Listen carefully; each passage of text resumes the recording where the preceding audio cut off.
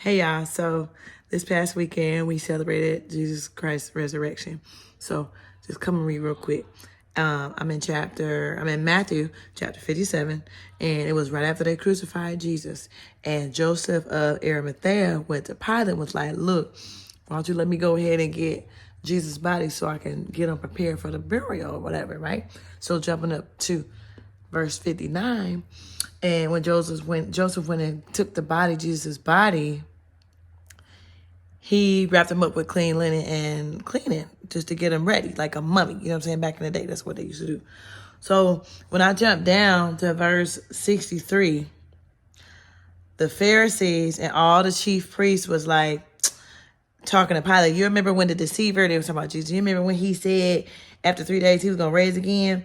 He was like, you know what I'm saying? You need to basically make sure that there's enough soldiers around there guarding the tomb so he can't get out. Okay, so in my KJV Bible, it's called the Ryrie Study Bible. So at the bottom, do y'all not know? Okay, so when they put Jesus in there and they close it up, they roll the stone over so he can't come out. Do y'all not know? They sealed the stone. So basically what that means is it was done, what they did was they connected the stone to the tomb with a cord and wax so that any tampering could be easily detected. Y'all tell me, it was guards around the tomb, supposed to be guarding the tomb. They put the stone over the entryway of the tomb. They put cord and connected the stone to the tomb with a cord, and they put wax on it to seal it. Now, how in the world, when Mary Magdalene and the other Mary, they went to see the sepulcher in chapter 28, Matthew 28. I'm trying to figure out. Okay, they had these soldiers in front, right? These soldiers were supposed to be guarding it because the Pharisees and the chief priests was hating, right? Now think about this now. The chief priests and the Pharisees went up to Pilate and was like, y'all, you need to make sure that you got enough guards guarding the door, guarding the stone, and you need to make sure that it's sealed off. So in case anybody, you know what I'm saying, anybody try to say, somebody come in there and try to steal Jesus' body. This is what I'm trying to figure out. When Joseph went and got him, Joseph from Arimathea went and got him, he wrapped him up with linen cloth. The chief priests and the Pharisees went to Pilate and was like, you need to make sure that he don't get out, and you need to make sure that don't nobody try to steal the body of Jesus. So they put wax and sealed the stone, rolled the stone over to the entrance. They put wax on it. They attached cord to the stone, and they put wax on it, and they had guards. I'm trying to figure out, when Mary went in there, Mary Magdalene and the other Mary went in there. This chapter 28. I'm paraphrasing. Like, he wasn't in there. So I'm trying to figure out, okay, so he didn't walk out. I'm sure if Jesus would have walked out, or even if somebody would have tried to come steal his body, the guards was right there, right? Am I right? They was right there. I'm trying to figure out, when they went in there, it wasn't like, you know what I'm saying, like how people portray the rapture. When we talk about the rapture, people are going to ascend and they're going to go be with Jesus, right? In the air. They're going to meet him in the air. Clothes is going to just fall off, right? There was no linen. Joseph wrapped them up with linen, y'all. Linen cloth. He had a linen suit on. Where was that at? When they went in, when Mary Magdalene and Mary went to the sepulcher, it was an earthquake, and the angel of the Lord descended from heaven.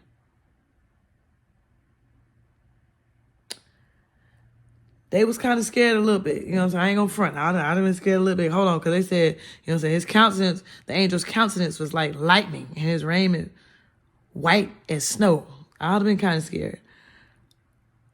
And the angel said, oh, hold on, like, you ain't got to be scared.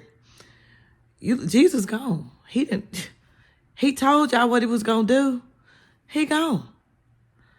My question is, the only way, and I know this may sound silly, but Bishop was talking about this, and it made me think, I was like, oh my gosh, like, there was no linen cloth in there. There was nothing left. Like, there was no sign of Jesus being in there ever. So, y'all, it had to mean that he ascended. Like,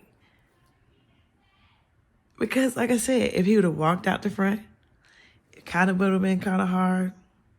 Because, you know, they tried to seal it up with all that extra stuff. And the guards was there. Like, he ascended, y'all.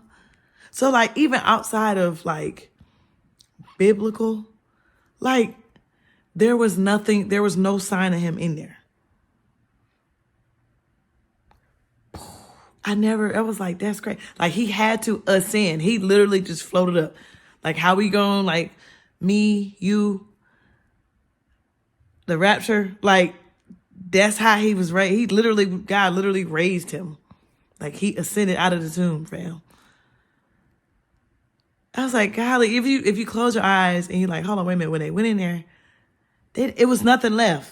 There was no sign of him. It was like he wasn't even there from the beginning. I was like, wow, I didn't really think about that. Think about it like that. I thought that was so cool. Like, the angel's like, nah, fam, he ain't here. I know who you're looking for. You're looking for Jesus. But he was crucified. He gone. So, you know what I'm saying? Hey, come on. He said, come on. He ain't in here. He said, come on here. Look over there. Look, you see anything over there? He ain't in here. Like I said, I want to say common sense, but common sense is not common. But if you think about it, there was no sign of him being there. Listen, Joseph, like, wrapped him up and took him in there. Like, and he closed the door. He laid it in there. He laid him in here in his new tomb. And rolled the stone over there. There was no sign of him there, y'all. It was like he was never there. So, like, where the linen cloth at? Where's that? It was nothing there. So, yeah, I'm just saying it to say it just blew my mind. Maybe I'm over-exaggerating, but I guess I never really thought about it like that. Like, that's what the rapture is. But the only difference is, it's like, there was no, like, the angel's like, go ahead and look. Like, you gonna look. Ain't you going? Go ahead and look over there. Look over there. He ain't over there. Like, there was no sign of him there, y'all. And I was just like, wow, I never really thought about it like that. And I just want to share that with y'all because, you know, we sing the song, He arose, He arose. When I was little, coming up in church, you know, He arose from the grave. Nah, he really did. Like, there was no sign of him, like he wasn't even there. So that's the equivalent of rapture. And like, so he had to just disappear. He ascended. So yeah, I don't know. Maybe I'm just overthinking it, but I just would focus on the fact that he resurrected. That's a blessing within itself. But I was like, when I was in church the other day, I was like, that's crazy. Like, so where did the cloth go? Like, did it fall off? Like, it was on him? Like, when you know what I'm saying? Like, there was no sign of him. So even if, let's just say you're just a skeptic. Outside of the biblical, like if we were just talking about the historical piece or the scientific, like, there was no sign of him. So y'all, he ascended for real. So yeah, I don't know. Like, it just blew my mind. I just thought that was so cool. But yeah, talk to y'all later.